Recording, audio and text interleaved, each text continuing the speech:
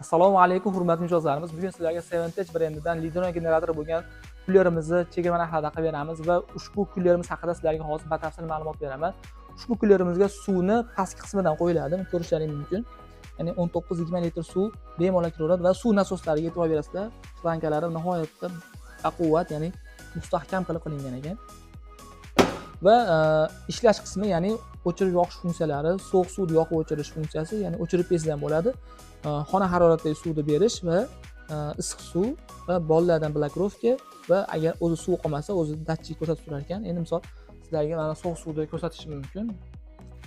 Ko'rishlaringiz sovuq suv kelyapti, yana bir marta esa to'xtaydi.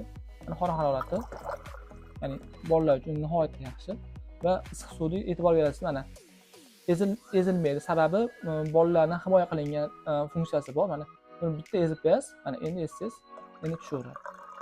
Va kullerimizni boshqa kullerlarga qaraganda ikkita fishkasi bor. Ya'ni birinchisi eko rejimi bor. Ya'ni ko'rishlaringiz mumkin. Mana eko rejimni xohlasangiz o'chirib qo'yasizlar, xohlasangiz yoqib qo'yasizlar.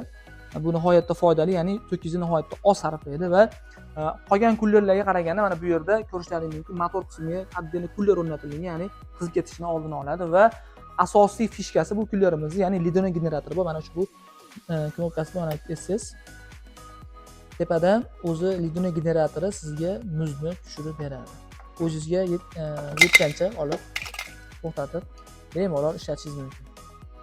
Va kullerimizga Seventage brend tomonidan 1 yil kafolat beriladi va narxiga keladigan bo'lsa, ushbu kullerimiz shuncha funksiyasi bor kullerimiz albatta arzon bo'lmaydi. Siz mijozlarimiz uchun narxini 180 dollar, ya'ni 2 340 ming so'm qilib beramiz. Va shunga o'xshagan va bundan da zo'r kullerlar va boshqa mahsulotlar zarur bo'lsa, Smart Home jamoasiga bemalol murojaat qilishlaringiz mumkin. Va videomiz yoqqan bo'lsa, like va obuna bo'lishni bosishni unutmang.